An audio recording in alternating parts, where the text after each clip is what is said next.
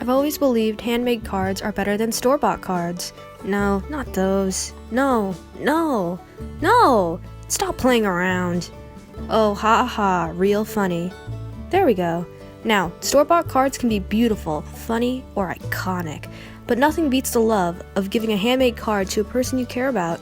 These cards are personalized and one of a kind, unlike the mass-produced cards that people usually just sign and leave it at that. Now, to start off your own homemade card is to grab a piece of paper. Could be colored, could be lined, depends on your resources. Now, fold it in half, preferably hamburger style unless you want to be unique. Then write down the occasion in big letters down the front. It could be any and all fonts. Draw some decorations on the card that resemble the occasion, or things that the recipient would like. Now for the easiest part, or easiest for me at least. Let your mind go blank, and let your hands do the writing.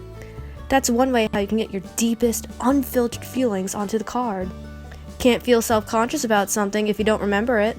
It might go a bit off the rails and be a bit longer than you thought, but hey, you have the side of the card to write on too. Now for the back. Go wild. Caution tape, a portrait, bees. Even the lyrics are never gonna give you up if you feel like it. It's your creation. It may be messy compared to the store-bought ones, but it's yours.